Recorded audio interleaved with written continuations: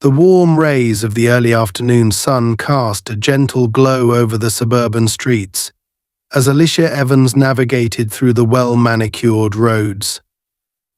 Today was supposed to be the happiest day of her life. She was finally getting married to the man she loved, a man she had waited years for. The nerves that had built up over the past few weeks were now swirling in her stomach, but they were tinged with excitement. Her heart pounded with anticipation. She was almost there. In less than an hour. She would be standing at the altar, ready to commit her life to the man of her dreams. But at this very moment, as she drove, her thoughts were only on Michael. Alicia had always prided herself on being calm and collected, even in stressful situations. As a successful businesswoman who had fought her way to the top, she knew how to handle pressure. But today was different. Today wasn't about a boardroom, deadlines, or negotiations. Today was about love, about life, and about the future. The gorgeous white wedding dress she wore was custom-made, its elegant lace flowing down her figure perfectly. Her family had insisted on an extravagant wedding, and although Alicia usually preferred to keep things simple, today she had let herself indulge. After all, a woman only gets married once, right? She turned a corner and glanced at the clock. It was still early, but there was no room for error. She was running slightly ahead of schedule, but Alicia didn't want to take any chances. For Michael had been adamant that they both arrive separately to preserve the tradition of not seeing each other before the ceremony. It was one of those old-fashioned ideas that he cherished. Michael Evans, her soon-to-be husband, was the chief of police in their city. His reputation preceded him, tough but fair, beloved by his peers and respected by his subordinates. A man of integrity, a man of justice. But as much as Alicia admired him, there was a lingering sense of unease she had struggled to shake off throughout the day. Maybe it was the fact that she was driving Michael's prized vintage car. The sleek, black convertible was a statement piece, and Michael had warned her multiple times to drive carefully, especially with something so valuable. Or maybe it was something deeper, something that had little to do with the car and more to do with the day itself, the weight of what was to come, the enormity of this life-changing moment. Lost in her thoughts, Alicia almost didn't notice the flashing red and blue lights in her rear-view mirror until the sirens pierced through the quiet hum of the car. Her heart skipped a beat. She blinked, shaking her head in disbelief. Was she being pulled over? On her wedding day? In this dress? She eased the car to the side of the road, her hands tightening on the steering wheel. She took a deep breath, trying to remain calm. This was probably just a routine traffic stop. So maybe she had been speeding without realizing it, or maybe the officer was just checking on something minor. Still, Alicia couldn't help the knot of anxiety that twisted in her stomach. She had always been cautious around the police. Even though Michael was the chief, being a black woman, she was no stranger to the uneasy feeling that often came when encountering law enforcement. The patrol car rolled up behind her, and in the rearview mirror, Alicia saw the officer step out. He moved with purpose, his hand resting near his holster, his posture rigid. His face wasn't fully visible from where she sat, but she could feel the tension in the air already. She had dealt with many strong personalities in her life, but there was something about the energy of this officer that unsettled her. The officer approached the car, his footsteps slow and deliberate. Alicia glanced at the dashboard and then back at the rear-view mirror. She wasn't sure what to expect, but she wasn't about to let this minor inconvenience ruin her day. She rolled down the window just as the officer came to a stop beside the driver's seat. He was a tall, stern-looking man in his late 30s, his face hard and expressionless. His name tag read Collins. "License and registration," he barked, his tone sharp and devoid of any pleasantries. Alicia blinked, momentarily stunned by his abruptness. She had been expecting a more neutral greeting, perhaps even a polite exchange given the circumstances, but Collins didn't seem like the type to exchange pleasantries. His eyes flicked down at her wedding dress, and Alicia could see a flicker of something: suspicion, confusion, maybe even contempt. "Is there a problem, officer?" she asked, her voice calm but laced with underlying tension.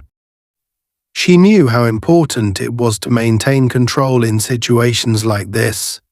Alicia had been taught from a young age how to act around the police, how to keep her hands visible, how to speak politely and without resistance. Collins's eyes narrowed slightly. "License and registration," he repeated, his voice even sharper this time. "Is your car?" Alicia took a deep breath and reached for her purse, which was sitting in the passenger seat. "It belongs to my fiancé," she said, her fingers carefully pulling out her driver's license. "I'm driving it to our wedding." Collins's eyebrows lifted slightly, but his expression remained unreadable. He took the license from her, glanced at it briefly, and then handed it back. His eyes lingered on the dashboard, and then on the interior of the car. It was clear he didn't believe her, or at the very least he wasn't convinced by her explanation. "Fiance, huh?" he said, his tone dripping with skepticism. "And I'm supposed to believe you're just out for a joyride in this expensive piece of work?" Alicia felt a small wave of irritation rise inside her, but she quickly pushed it down. This was not the time or place for a confrontation. "It's the truth," she said, keeping her voice steady. "I'm on my way to my wedding. You're welcome to call my fiancé Chief Michael Evans." For a brief moment, a flash of recognition crossed Collins's face at the mention of Michael's name, but it quickly disappeared. "We'll see about that," he muttered, before turning and walking back to his patrol car. Alicia watched him go, her hands tightening slightly on the steering wheel. This was not how she had envisioned spending the last few moments before her wedding. She glanced at the clock again. Time was ticking, and she was still several miles away from the venue. A sense of dread began to creep over her, though she tried to shake it off. Surely this was just a misunderstanding. Collins would verify the information and she would be back on her way. But something in the pit of her stomach told her it wasn't going to be that simple. As she waited, her thoughts raced. What if something went wrong? What if this was more than just a routine stop? She knew Michael would be livid if he knew what was happening right now. He had been so protective of her lately, so insistent on making sure everything went smoothly for the wedding. The last thing either of them needed was this. Minutes passed and Alicia felt her anxiety grow. Finally, Collins returned, but this time, his hand was resting on his holster. His face was hard, and his eyes were filled with a cold determination. "Step out of the car," he ordered, his voice devoid of any warmth. Alicia's heart sank. This wasn't right. She had done nothing wrong. But as she met Collins's icy gaze, she knew that things were about to take a very dark turn. Alicia stared at Officer Collins in disbelief as his words sank in. Step out of the car. This was escalating way too quickly. She had been through enough life experiences to recognize when a situation was spiraling out of control. But how had things gone so wrong so fast? She was simply driving to her wedding. Yet now this officer was treating her like a suspect. Her heart thudded in her chest, but she kept her face composed. This was not the time to panic. She rolled her window down fully and spoke as calmly as possible, hoping to diffuse whatever it was that was happening. "Officer, I don't understand. Why do I need to get out of the car? I haven't done anything wrong." Collins's eyes narrowed even further, and he shifted his weight, his posture more aggressive. I gave you a lawful order. Step out of the car, he repeated, his hand still dangerously close to his holster. His gaze bore into her, as if daring her to challenge him. The threat was palpable, and Alicia could feel the tension rising in the air between them. Alicia hesitated, glancing at the clock on the dashboard again. Every second she spent here was a second closer to being late for the wedding. Michael will be worried, she thought, and her fingers itched to grab her phone and call him. But the officer was watching her every move. She had been in high-pressure situations before, but this was different. There was an air of danger surrounding this moment, one she couldn't quite shake off. Officer, she began again, trying to remain diplomatic. I'm on my way to my wedding. I haven't broken any laws. My fiancé is the chief of police, and I'm sure we can sort this out. Now, Collins snapped, cutting her off sharply. I'm not asking you again. His sudden outburst shocked her, and Alicia's instincts screamed at her to comply. She had heard too many stories about encounters like this that ended badly, especially for black people. Despite being a successful woman with connections and resources, despite knowing that her soon-to-be husband held one of the highest positions in law enforcement, she knew she wasn't immune to the dangerous consequences of a situation like this. Silently, Alicia unbuckled her seatbelt, taking a steadying breath before pushing open the car door. The soft rustle of her wedding dress against the leather seats seemed out of place in the tense atmosphere. Her dress caught slightly on the doorframe as she stepped out, and she felt a pang of frustration. This was supposed to be the happiest day of her life, but it was quickly turning into something else entirely. Collins stepped back, watching her every move with a scrutinizing gaze. His expression was one of suspicion and thinly veiled hostility, as if he had already decided she was guilty of something. But guilty of what? What crime could she possibly have committed by simply driving a car to her wedding? Turn around and place your hands on the car, Collins instructed, his voice flat and devoid of emotion. Alicia's stomach churned. Was this really happening? Excuse me? She asked, genuinely taken aback. You heard me, Collins said, his tone hard and unyielding. I need to search you. Alicia's mind reeled. Search her? On what grounds? She hadn't done anything wrong, hadn't given him any reason to believe she was a threat. This was insane. Officer, she started, trying to stay as calm as possible despite the rapid pulse pounding in her ears. There's no reason to search me. I've told you I'm on my way to my wedding. I've done nothing wrong. But Collins wasn't listening. He took a step closer, his hand hovering over his holster. Are you refusing to comply with a lawful order? Alicia's breath caught in her throat. She had heard those words before, knew exactly what they meant. But it was a trap, the kind that could escalate into something much worse if she wasn't careful. She wasn't resisting, she was simply trying to reason with him. But reason wasn't working here. Collins wasn't interested in reason, he was interested in control. With a sigh, Alicia slowly turned and placed her hands on the cool metal surface of the car. Her heart pounded in her chest, the weight of her wedding dress feeling suffocating now. How had things gone so wrong? She had dreamed of this day for months, but now all she felt was a growing sense of dread. Collins patted her down roughly, his movements quick and impersonal. Alicia winced as he pulled at her dress, clearly not caring about the delicate fabric or the significance of the day. But when he found nothing, he stepped back, clearly unsatisfied but unwilling to admit he had no reason to suspect her in the first place. Where are the car's registration papers? He asked coldly. Alicia's voice wavered slightly, but she kept her tone controlled. In the glove compartment. Without a word, Collins strode to the passenger side of the car and opened the door. He rummaged through the glove compartment, pulling out the papers and glancing at them with a furrowed brow. His expression darkened as he scanned the name on the registration. Michael Evans. Alicia watched him closely, hoping this would be the end of it, that once he saw her fiancé's name, he would let her go. But Collins's face only grew more rigid. For Michael Evans, he repeated, as if testing the name on his tongue. The chief of police, huh?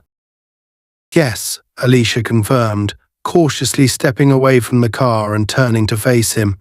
I told you that. But Collins wasn't backing down. In fact, he seemed even more suspicious now. He stared at her for a long moment, his jaw clenched. It was clear that, for whatever reason, he didn't believe her. Or maybe he did, and it simply didn't matter to him. Alicia couldn't tell. I'm going to need you to wait here while I run these papers, he said finally, his tone clipped and official. He turned on his heel and walked back to his patrol car, leaving Alicia standing there in the middle of the street, still in her wedding dress, still stunned by how quickly this situation had escalated. She glanced around, hoping to see someone nearby who could help, but the street was eerily quiet. The only sound was the low hum of the engine from her car and the distant chirping of birds. The peacefulness of the day felt at odds with the storm brewing inside her. She knew she should call Michael. He would sort this out in a second, but something held her back. Maybe it was pride, or maybe it was the growing sense that she needed to handle this on her own. Michael couldn't always be there to protect her. The minutes dragged on as Collins sat in his patrol car, presumably running the registration. Alicia's mind raced with a million thoughts. What if she was late to the wedding? What if something else went wrong? She wanted to believe this would all be over soon, but deep down, she feared that things were about to get much worse. Finally, Collins stepped out of his car and walked back over to her, his expression hard and unreadable. I ran the registration, he said curtly. It checks out, but something's still not sitting right with me. Alicia blinked. What do you mean? Collins's eyes narrowed. You don't belong in this car. Those words hit her like a punch to the gut. There it was, laid bare in the open, the real reason behind all of this. He didn't think she belonged, not because of her actions, but because of her skin color, because she didn't fit the image in his mind of someone who should be driving such an expensive car, wearing such an elegant dress. Officer, this is my fiance's car, she repeated, her voice barely holding steady. I'm driving it to our wedding. Collins stared at her for a long moment, the silence between them heavy and suffocating. Finally, he spoke. Then we're going to need to talk to your fiancé. The tension between Alicia and Officer Collins was like a coiled spring ready to snap. Her pulse was racing now, her heart hammering in her chest, but she knew she couldn't afford to show any fear or frustration. Not with a man like him standing in front of her, a man whose authority had already twisted into something dangerous. His eyes were locked onto hers, scrutinizing every move she made, every word she said, as if waiting for the slightest slip-up to pounce on. The weight of the situation hung heavily in the air, and Alicia knew this was far from over. Collins's words echoed in her mind. You don't belong in this car. The sheer arrogance of that statement. It wasn't just a matter of suspicion anymore, it was something personal. He wasn't investigating a potential crime. He was judging her based on the simple fact that she, a black woman, was driving a car he believed should be out of her reach. It was an insult she had faced before, time and again in her life, but never like this, never on a day that was supposed to be about love and happiness. Officer, she began carefully, choosing her words with deliberate calm. There's no need for all of this. If you need to speak with my fiancé, we can call him right now, and this will all be cleared up. She reached for her phone, which was still tucked in her purse. Her hand had just brushed the fabric when Colin's voice snapped through the air like a whip. "Keep your hands where I can see them." Alicia froze mid-motion. Her fingers tightened around the strap of her purse, but she didn't move further. She could hear the edge in his voice, the thin veneer of control slipping as his suspicions, or rather, his biases, took full form. Slowly she lifted her hands back into view, palms open and empty. "I'm just trying to call my fiancé," she said evenly. "You can speak to him directly." But Collins wasn't listening. His gaze flickered down to the purse for a split second before returning to her. He stepped closer, his body rigid, his hand resting near his holster again. It was a gesture she had come to recognize as a subtle but clear message. "I am the one in control here." "There's no need for that," he said, his voice a low, growling command. "Step back, away from the vehicle." Alicia's eyes widened in disbelief. This was escalating far beyond anything she had anticipated. All she wanted was to get to her wedding, to get out of this nightmare. Yet here she was, on the side of the road, being treated like a criminal for no other reason than the color of her skin and the car she was driving. Her mind raced, weighing her options, but every scenario led to the same conclusion: she had to comply. Arguing, pushing back, even trying to reason with him could make things worse. And deep down, she feared exactly how much worse it could get. She stepped back, putting more distance between herself and the car. Her heels crunched against the gravel on the side of the road, her dress brushing lightly against the dirty pavement. The juxtaposition of her wedding attire in this hostile environment was surreal, almost absurd, and yet it was happening. Collins moved toward the driver's side, his eyes scanning the inside of the vehicle with more than just curiosity now. He seemed to be searching for anything to justify the escalating tension. He opened the driver's door, leaning in to inspect the interior. Alicia watched him closely, a mixture of anger and helplessness bubbling up inside her. This was her fiancé's car, for God's sake. He had every right to own it, and so did she. But Collins didn't see it that way. He didn't care about the facts, only the narrative he had already constructed in his mind. For a moment, Collins's hand paused over the dashboard. His fingers brushed something near the center console, and Alicia immediately recognized what it was: Michael's security system. It was a specialized piece of tech, something Michael had installed as part of his role as chief of police. It monitored the car's location, connected to encrypted networks, and allowed for emergency communication in case of any security issues. But it wasn't the kind of thing you'd find in just any car. Collins's suspicion flared as soon as he noticed it. "What's this?" he demanded, his tone taking on an accusatory edge. Alicia's heart sank. She had forgotten all about the system in her rush to get to the wedding.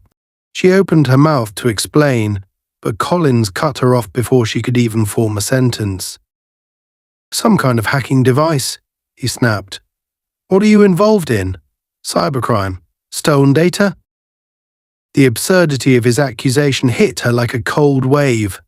Hacking device? Cybercrime? He was grasping at straws now, desperately trying to make something fit his twisted narrative.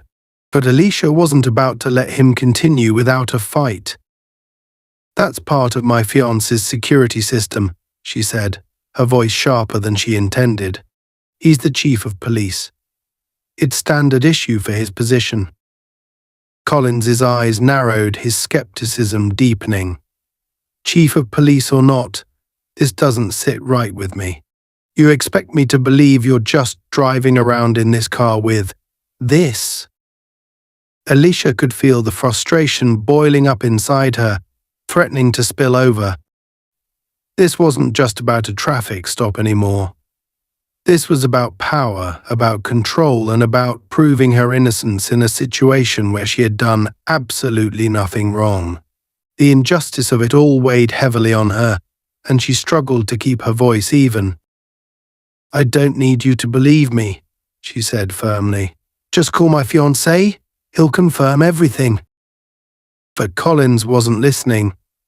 He was already moving past the security system, his attention shifting to the glove compartment, the center console, even the seats. It was clear he was determined to find anything that could justify his actions. And when he couldn't find it, his frustration only grew. "So I'm going to need you to come with me," he said finally, stepping back from the car and turning his full attention to Alicia. Alicia's breath caught in her throat. "Come with you? To where?" "To the station," Collins said coldly, "until we can sort all this out." The word sent a chill down her spine. Go to the station. Was he serious? She hadn't committed any crime. There was no reason for any of this. And yet here he was, standing before her, ready to take her in as if she were some sort of criminal. She could feel the panic rising in her chest, but she forced herself to stay calm. Panicking wouldn't help. She needed to think, to act rationally, even if everything about this situation felt utterly irrational. "Officer," she began slowly, trying one last time to appeal to whatever shred of reason he might still have. "This is a misunderstanding. I'm on my way to my wedding. My fiancé." "I've heard enough about your fiancé," Collins snapped. "Now turn around and put your hands behind your back." For a moment, time seemed to freeze. Alicia stared at him, her mind struggling to process what he had just said. Was he really about to arrest her? Her hands instinctively went to her sides, gripping the fabric of her dress. She had done nothing wrong. She hadn't resisted, hadn't lied, hadn't broken any laws. And yet here she was, being told to put her hands behind her back like a common criminal. "Officer, please," she said, her voice cracking slightly. "This is my wedding day. I'm not a criminal. I just—" "Now," Collins ordered, his voice colder than before. Alicia hesitated for only a second longer before slowly turning around, her movements heavy with disbelief. This couldn't be happening. Not today. Not like this. She felt the soft fabric of her wedding dress brush against her legs as she turned, the delicate lace now feeling like a prison. Her arms moved behind her back, and the moment her wrists met, she felt the cold, unforgiving touch of metal. The click of the handcuffs was deafening in the silence. Collins stepped forward, his hands firm but rough as he secured the cuffs around her wrists. Alicia winced at the pressure, but she didn't resist. There was no point. She was completely at his mercy now, and the realization hit her like a ton of bricks. She was being arrested, on her wedding day, for nothing. As Collins led her back to his patrol car, Alicia's mind raced. She had to get in touch with Michael. He would know what to do. He would fix this. But her phone was still in her purse, and Collins had left it behind in her car. Her door closed with a dull thud, and she found herself sitting in the back of the patrol car, her wrists bound behind her back, her wedding dress crumpled awkwardly beneath her. Collins got into the driver's seat without a word, and the engine roared to life. Alicia stared out the window, the world outside blurring as they pulled away from the side of the road. The church, the wedding, her future, it all seemed so far away now, like a dream slipping through her fingers. She was trapped in a nightmare, and there was nothing she could do to stop it. The patrol car's engine hummed steadily as they drove through the city streets. The world outside seemed to move in slow motion for Alicia, though her mind was racing. Her wrists, bound by the cold metal handcuffs, ached slightly as she shifted in the back seat. She glanced down at her wedding dress, now crumpled and dirty from being pressed against the seat in the small patrol car. The pristine white lace and delicate details that once symbolized joy and love now felt like a cruel irony, a constant reminder that her perfect day was unraveling right in front of her eyes. Alicia's thoughts kept circling back to Michael. He had no idea what was happening, and that was what terrified her the most. He would be waiting at the church, expecting her to walk down the aisle, not knowing that she was being driven to the police station in handcuffs. The sinking feeling in her stomach grew heavier with each passing minute. How did this happen? How had a simple traffic stop turned into this nightmare? She stared at Officer Collins's back as he drove, his posture stiff and unyielding. He hadn't said a word since they left the roadside, but the silence was suffocating. Every once in a while, he would glance at her through the rearview mirror, but his expression remained hard, cold. There was no sign of remorse, no second-guessing his actions. In his mind, she was already guilty. But of what? Alicia didn't even know anymore. Her hands clenched into fists behind her back as she tried to calm herself.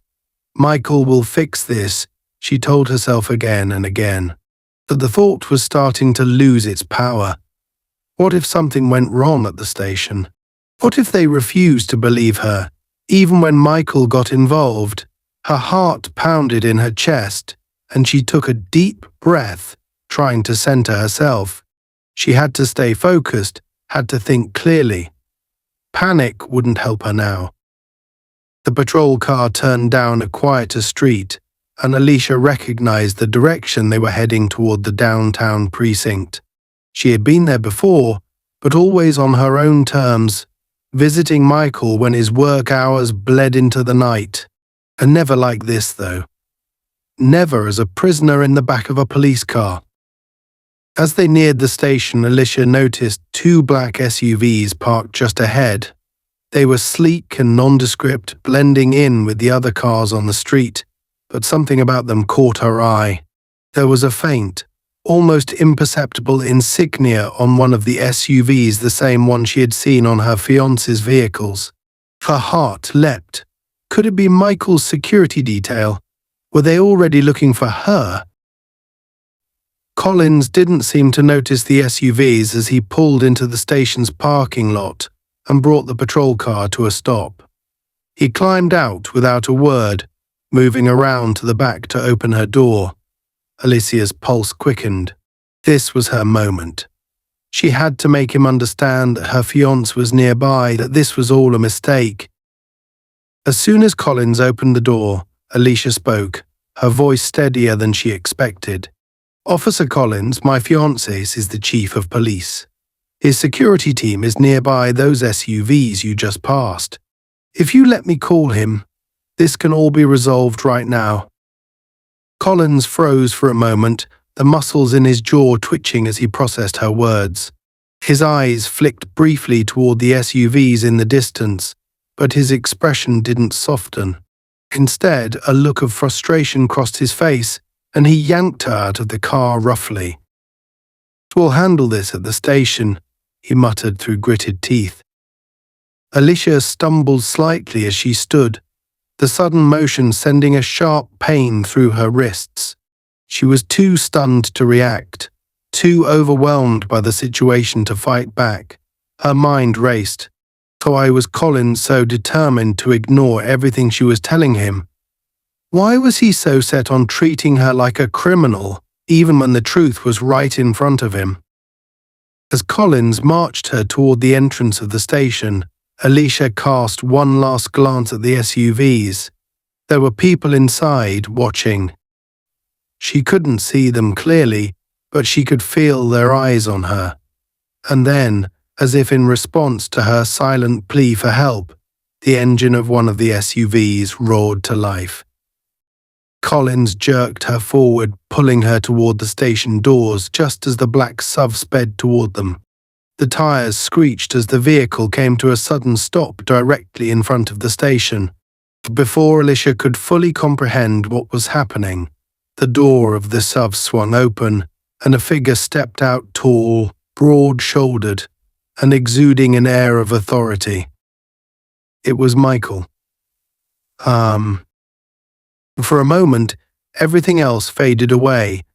The fear, the anger, the confusion, it all melted into relief at the sight of him. Michael was here. He would fix this. He would stop this nightmare from getting any worse. Let her go. Michael's voice boomed across the parking lot, sharp and commanding. Collins froze mid-step, his hand still gripping Alicia's arm. His face paled slightly, and for the first time since the encounter began, Alicia saw a flicker of doubt cross his face. He turned slowly toward the source of the voice, his expression hardening as he recognized the man standing in front of him. Michael strode toward them, his eyes blazing with fury. He was still in his dress uniform, the dark navy fabric crisp and immaculate, the badge on his chest gleaming in the sunlight. His jaw was clenched and his hands were balled into fists at his sides. Alicia had seen him angry before, but never like this. "Chief Evans," Collins said stiffly, though his grip on Alicia's arm loosened slightly. I said let her go," Michael repeated, his tone leaving no room for argument. Collins hesitated for a split second before finally releasing Alicia's arm. She stumbled forward slightly, catching herself before she fell. Her eyes met Michael's, and she could see the mixture of relief and anger swirling in his gaze. Without another word, Michael stepped between her and Collins, his presence a protective barrier against the officer who had caused this mess. Alicia felt her pulse slow, her heart rate returning to something close to normal. She was safe now. She knew that. But Michael wasn't done. "Take off those cuffs," he demanded, his voice low but seething with barely controlled rage. Collins fumbled for a moment, his hands shaking slightly as he reached for the key. His face was blushed with embarrassment, and he avoided looking Michael in the eyes as he unlocked the handcuffs. The cold metal fell away from Alicia's wrists, and she flexed her hands, wincing at the soreness. She rubbed her wrists gently, her fingers tracing the red marks left behind by the cuffs. The silence that followed was thick with tension. Collins stepped back, his eyes darting between Alicia and Michael, clearly unsure of what to do next. He opened his mouth to say something, maybe an apology, maybe an excuse, but Michael cut him off before he could speak. "You'll answer for this," Michael said, his tone flat, devoid of emotion. But there was no mistaking the promise of consequences in his words. "Get back inside." Collins's face reddened even more, but he nodded quickly, muttering something under his breath before turning and walking back toward the station. Alicia watched him go, her heart still racing from the adrenaline. She wanted to scream, to shout, to demand to know why any of this had happened in the first place. But she stayed silent, letting the moment pass, letting the anger settle. When Collins disappeared into the station, Michael turned to face her fully. His expression softened slightly, and he reached out, gently cupping her face in his hands. His thumbs brushed away a tear that Alicia hadn't even realized had fallen. "I'm so sorry, Alicia," he murmured, his voice raw with guilt. "I should be there. This never should have happened." Alicia shook her head, her voice trembling slightly as she spoke. "It's not your fault, Michael. You couldn't have known." He pulled her into a tight embrace, holding her as if he were afraid to let her go. The warmth of his body against hers was comforting, grounding her in the moment, pulling her away from the chaos of the past hour. But even as she leaned into him, the reality of what had just happened lingered in the back of her mind. Collins's words still echoed in her ears. The way he had looked at her, the way he had judged her, all of it was a reminder of the world they lived in. A world where, even as the fiancée of the chief of police, she was still just another black woman in the eyes of men like Collins. She pulled back slightly, looking up at Michael. "What happens now?" she asked softly, her voice barely above a whisper. Michael sighed, his brow furrowing with frustration. "I'll deal with Collins. He's going to face disciplinary action. There's no excuse for what he did." Alicia nodded, though the anger inside her hadn't fully dissipated. "I'm not just going to let this go, Michael. It can't just be swept under the rug." Before Michael met her gaze, his expression serious. "I know. We'll make sure it isn't." For a moment, neither of them spoke. The weight of everything that had happened still hung between them, unspoken but heavy. But there was also a sense of relief, a sense that, at least for now, the worst was over. Alicia took a deep breath, finally allowing herself to relax as Michael led her toward the waiting SUV. They still had a wedding to get to, and though it wouldn't be the perfect day they had envisioned, they would get through it together. As the SUV pulled away from the station, Alicia stared out the window, her thoughts swirling like a storm. The city blurred past her, but she couldn't focus on anything outside the glass. All she could think about was how close she had come to being dragged into a situation that could have ruined everything: her wedding, her future, and maybe even her life. No matter how many times Michael had reassured her in the car, that raw knot of anxiety wouldn't unravel. The anger was still there, simmering beneath the surface, along with the lingering shock of being treated like a criminal on what should have been the happiest day of her life. Beside her, Michael sat in silence. His hand rested on her knee, offering comfort without words, but she could feel the tension in his body, the way his jaw clenched whenever the SUV hit a bump in the road. She could tell that this had shaken him just as much as it had shaken her. Maybe more. He was a man used to being in control, to solving problems before they even had the chance to escalate. But today he had been powerless, and that, she knew, was eating away at him. They were heading back to the church, but Alicia couldn't shake the sense that this day had already been tainted beyond repair. The idea of walking down the aisle after everything that had happened felt surreal, almost impossible.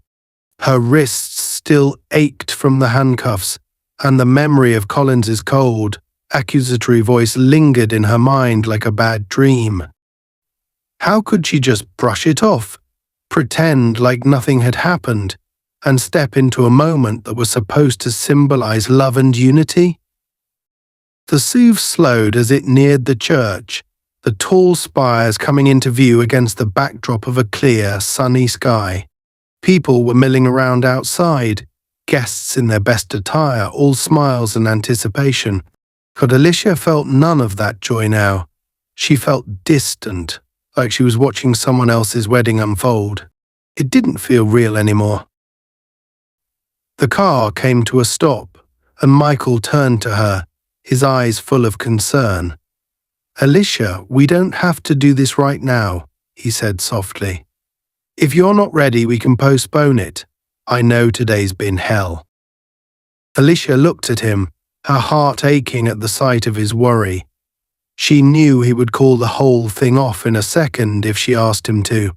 For postponing the wedding wouldn't change what had happened. It wouldn't erase the injustice she had just endured. And in a way, she didn't want to give Collins or anyone like him the power over her. She had fought too hard in her life to let one man's prejudice derail her happiness. She took a deep breath, steadying herself. "No," she said firmly, though her voice wavered slightly. "We're getting married today. I'm not letting the man take this from me." So Michael studied her for a moment, his eyes searching hers before he nodded. "Okay," he said quietly, "if that's what you want." Alicia nodded, though inside she still felt like she was standing on shaky ground. She could feel the weight of the day pressing down on her, and as much as she wanted to be strong, to reclaim the joy of her wedding day, it was hard to push the fear aside. One of Michael's security team members opened the door for her, and she stepped out of the SUV, her wedding dress brushing the pavement as she did. The crisp white fabric was a stark contrast to the dark thoughts swirling in her mind. She took a moment to smooth out the wrinkles, trying to collect herself. Michael came around the car to stand beside her, and together they walked toward the church. As they reached the steps, a low murmur rippled through the crowd of guests. They had no idea what had just happened, no idea that Alicia had been moments away from being wrongfully detained. To them, this was still a picture-perfect wedding day, but to Alicia, it was anything but. Inside the church, the air was cool and still, a welcome contrast to the chaos outside. The soft sound of the organ music filled the space, echoing off the high-vaulted ceilings. It should have been calming, but Alicia's nerves were still frayed, her mind still racing. She couldn't shake the feeling that something else was going to go wrong.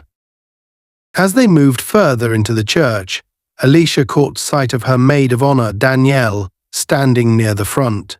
Danielle had been her rock throughout the entire wedding planning process, and Alicia felt a surge of gratitude seeing her there, her face full of concern as she spotted Alicia. "Are you okay?" Danielle asked as soon as she reached them, her voice low but urgent. "You look shaken." Alicia forced a smile, though it didn't reach her eyes. "It's been a rough morning," she admitted, not wanting to get into the details right now. There would be time to tell Danielle everything later, but right now, she just needed to focus on getting through the ceremony. Danielle gave her a knowing look but didn't press further. Instead, she squeezed Alicia's hand reassuringly. "You've got this," she said softly. "I'm here if you need anything." Alicia nodded, though the weight of the day still sat heavy on her shoulders. She looked around the church, at the rows of guests waiting expectantly, and for a brief moment she considered calling the whole thing off after all. But then she felt Michael's hand on her back, steady and warm, and she knew she couldn't back down. Not now. The ceremony began, the soft murmur of the officiant's voice blending with the quiet music. But as Alicia stood there, holding Michael's hands and reciting her vows, she couldn't shake the images of Collins from her mind. The way he had looked at her, the way he had assumed the worst of her without even bothering to listen. The injustice of it all gnawed at her, distracting her from the words she was supposed to be speaking. By the time they reached the end of the ceremony, Alicia felt like she was on autopilot. The applause from the guests was loud and joyful, but she barely registered it. All she could think about was the feeling of those handcuffs around her wrists, the cold metal biting into her skin. As Michael leaned in to kiss her, sealing their vows, she felt a wave of relief that it was finally over, but also a deep, simmering anger that wouldn't go away. The reception was in full swing, the music lively, the guests laughing and dancing. But Alicia couldn't bring herself to join in. She stood at the edge of the room, watching as her friends and family celebrated, but feeling completely disconnected from it all. Michael had been pulled into a conversation with one of his colleagues, and though he kept glancing at her, concern etched into his features, she waved him off, not wanting to pull him away. Her phone buzzed in her hand, and Alicia glanced down at the screen. It was a text from Danielle. "I'm worried about you. You sure you're okay?" Alicia sighed, typing a quick response. "I'm fine. Just need some air." She slipped out of the reception hall and onto the balcony, the cool night air a welcome change from the stifling atmosphere inside. She leaned against the railing, letting the quiet of the night wash over her. But even the peaceful surroundings couldn't quiet the storm inside her. The memory of what had happened with Collins replayed in her mind over and over. No matter how hard she tried to push it aside, it kept coming back. The look in his eyes, the way he had dismissed everything she said, The way he had treated her like she was nothing, it haunted her.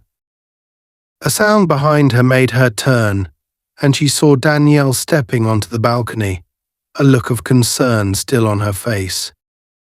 "Hey," Danielle said softly. "I figured you'd be out here." Alicia smiled weakly. "I just needed a minute." Danielle came to stand beside her, leaning against the railing as well.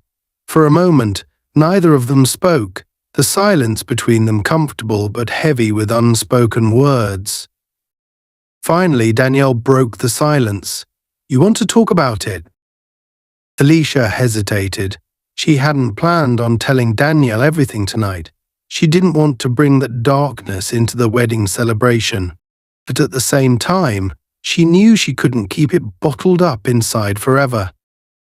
"I was almost arrested this morning," Alicia said quietly, her voice barely above a whisper. Danielle turned to her, her eyes wide with shock. "What? Why?" Alicia let out a bitter laugh. "Because I was driving Michael's car, and because I'm black." Danielle's expression shifted from shock to anger. "Are you serious? Who was the cop?" Alicia nodded. "Some guy named Collins. He stopped me, wouldn't listen to anything I said, and ended up cuffing me. He was going to take me to the station before Michael showed up." "Jesus," Danielle muttered, running a hand through her hair. "Alicia, I'm so sorry. That's awful." Alicia nodded, feeling the weight of it all pressed down on her again. I can't stop thinking about it. I know I should be focusing on the wedding, on Michael, but I can't shake it. The way he looked at me, like I didn't belong, like I was guilty just for existing." Danielle reached out, taking Alicia's hand in hers. "You do belong, Alicia. Don't ever let anyone make you feel like you don't, especially not some asshole with a badge." Alicia smiled, though it didn't quite reach her eyes. "I know, it's just hard." "I get it," Danielle said softly, "but you're strong. You're tougher than anyone I know. You'll get through this." Alicia squeezed Danielle's hand, grateful for her friend's support. But even as Danielle spoke, Alicia knew that getting through this wouldn't be as simple as just letting it go. What had happened today wasn't something she could just brush off. It was part of a larger, deeper problem, one that she had been aware of her entire life, but had never hit so close to home. She had always known that being a black woman in this world came with certain dangers, certain biases, but today had been a brutal reminder of just how far those biases could go, even when you were engaged to a man in one of the highest positions of power. Alicia took a deep breath, steeling herself. This wasn't over. Collins wasn't going to get away with what he had done. Not this time. She was going to make sure of that.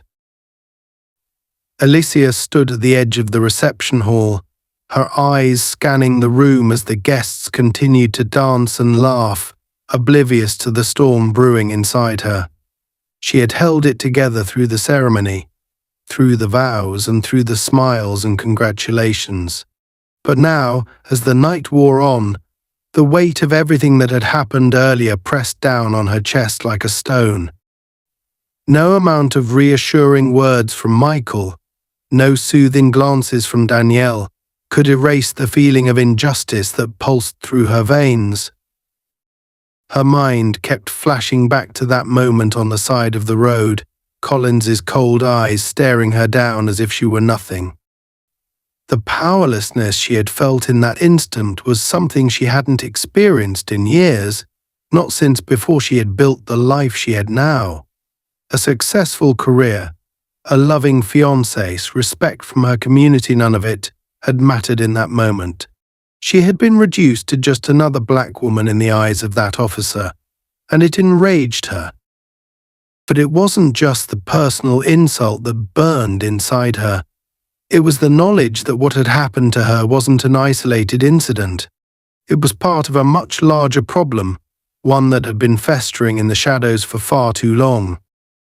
She had always known it was there, but today it had come for her directly, and now she couldn't ignore it any longer. Michael approached her quietly, his eyes full of concern. He had been watching her all evening, sensing her distance, her distraction. He knew what was on her mind, how could he not? But he hadn't pushed, giving her the space she needed to process everything. "You okay?" he asked softly, standing beside her as they looked out at the crowd together.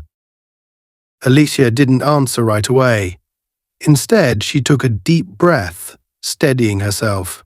She had been holding on to this decision for hours, wrestling with it, unsure if she was ready to take the next step.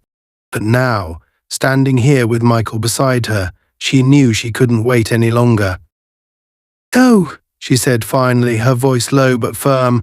"I'm not okay, Michael, and I can't pretend that I am." Michael turned to face her fully, his brow furrowing. "What do you mean?" Alicia met his gaze, her eyes filled with determination. What happened today with Collins, it wasn't just some mistake. It wasn't just a bad cop having a bad day. It was racism. Plain and simple, and I just moved past it. Not this time. Michael nodded slowly, his expression unreadable. He had always known that his position as chief of police came with certain responsibilities, but this was different. This was personal. "I know," he said quietly, "and I'm going to deal with him, I promise." Alicia shook her head, her frustration bubbling to the surface. "It's not just about Collins. It's about the whole system.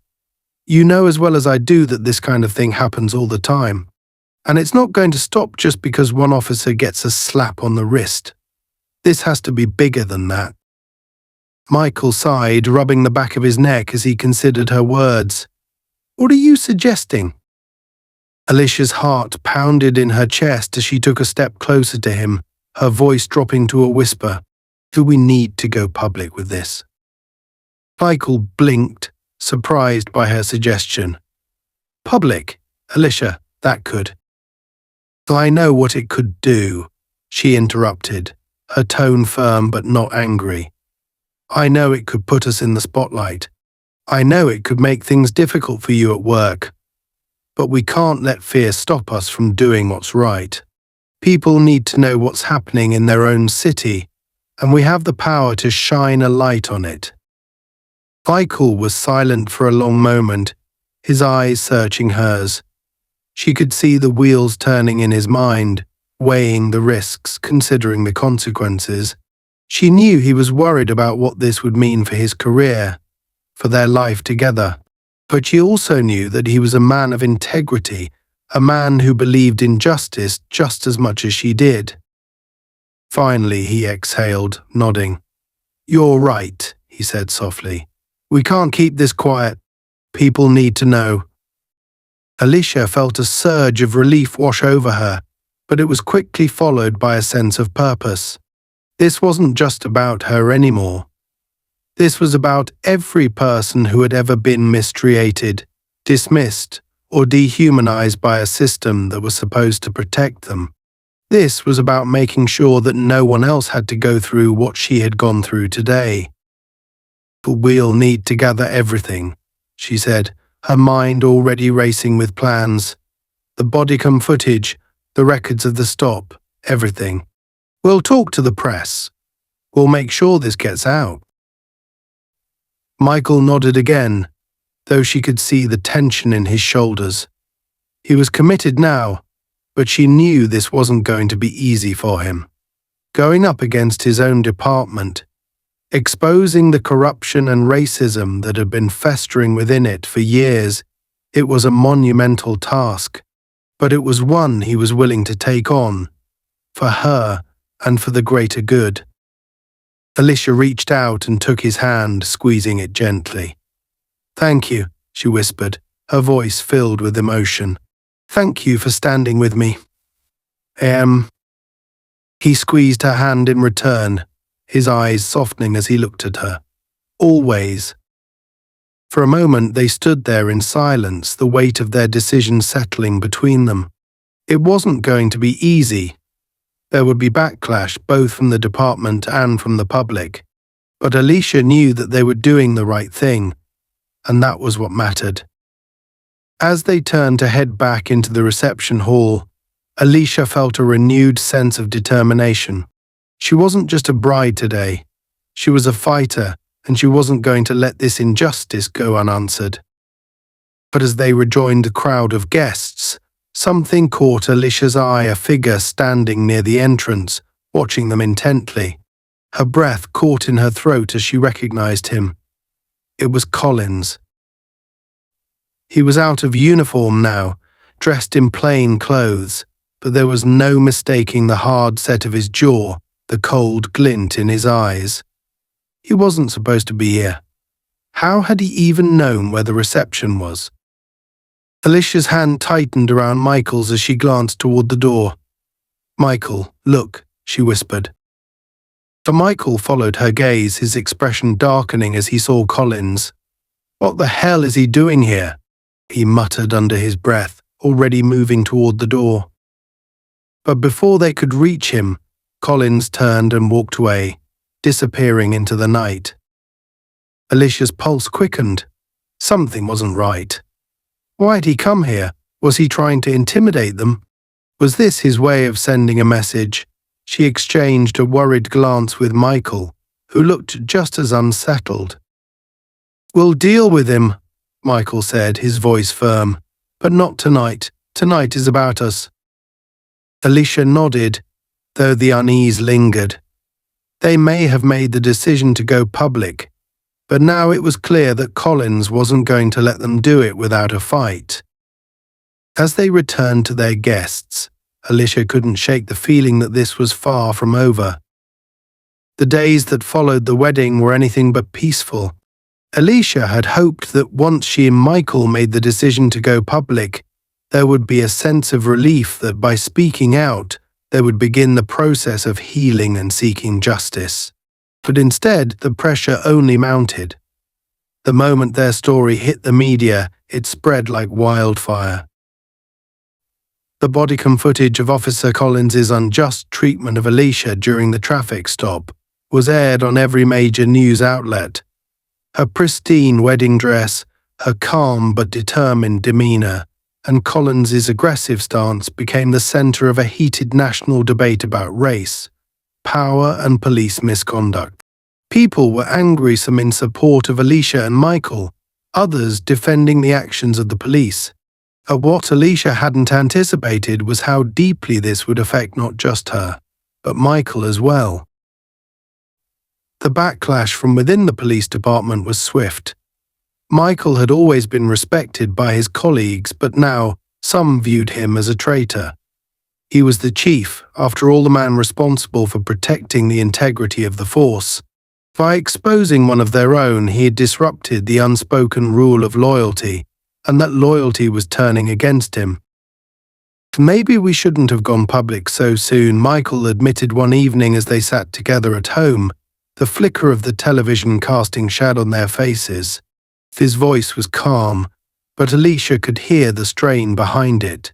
"I knew there'd be consequences, but it's worse than I thought."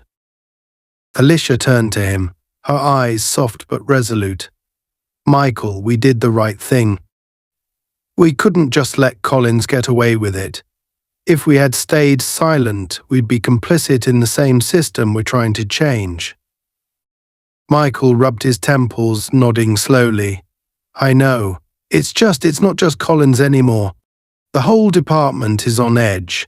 They're questioning my leadership, wondering if I'll expose more. It's not easy to lead when your own people don't trust you." Alicia placed a hand on his knee, squeezing gently. "They'll come around. The ones who stand for justice will, and the ones who don't. Well, maybe this is the shake-up they need. Sometimes change requires breaking the status quo." And he looked at her, a tired smile tugging at his lips. "I just wish I knew how to fix it." Alicia returned the smile, leaning her head on his shoulder. "You're already doing that. Change doesn't happen overnight." But even as she said the words, Alicia knew the weight of their decision was taking its toll. The phone calls from reporters never seemed to stop.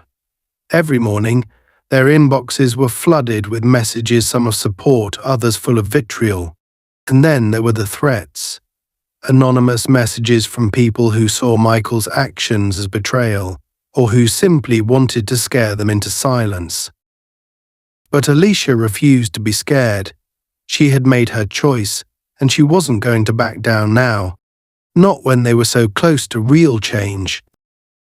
One morning, as she sat at the kitchen table, sipping her coffee, her phone buzzed with a text. She glanced at the screen and froze. It was a message from Danielle. Collins is gone. Resigned this morning. No statement. Alicia's heart skipped a beat. Collins had resigned. Without a fight, it didn't feel like a victory. It felt strange, almost anticlimactic. After everything he had done, all the hostility and aggression, he was simply walking away. She immediately forwarded the message to Michael, who was already at the station. A few minutes later, her phone rang. "It's true," Michael said on the other end of the line. Collins resigned first thing this morning. He cleared out his desk and left without a word. Alicia sat back in her chair, processing the news. What do you think it means? Is this his way of avoiding accountability? Tom Michael sighed. Maybe. Or maybe he realized there was no way out. The pressure was building. The investigation was turning up evidence of misconduct, not just with you, but with other cases too. He knew he was done. Alicia nodded, though the hollow feeling in her chest remained. It just feels unfinished. I know, Michael said softly. But we did what we set out to do. We exposed him. And now the department is undergoing a full review of its practices. It's not the end, but it's a start. Alicia's fingers drummed lightly against the table, her mind spinning. Collins was gone, but the system that had allowed him to operate the way he did was still very much in place. There was so much more work to be done, but for now maybe this was enough. Later that evening, as the sun began to set, Alicia and Michael sat on the balcony of their home, the warm glow of the twilight casting a peaceful light over the city. It had been a long few weeks, but for the first time in what felt like ages, Alicia allowed herself to relax, even if just for a moment. She turned to Michael, who was staring out at the horizon deep in thought. "What's on your mind?" she asked, her voice soft. He smiled slightly, shaking his head. "Just thinking about how everything has changed, how much more there is to do. But I'm glad we did this, Alicia. I'm glad we stood up." Alicia smiled, resting her head on his shoulder. "So am I. It's far from over, but we've made a difference." They sat in silence for a while, the weight of the past weeks slowly lifting, even if just for tonight. The battle wasn't over. Collins might have been gone, but the fight for justice, for real, lasting change was only beginning. But for now, in this moment, Alicia allowed herself to breathe. She had stood up for what was right, and she would continue to do so. No matter how hard the road ahead would be, she knew she wasn't alone in the fight. Together they would keep pushing for the change that was long overdue.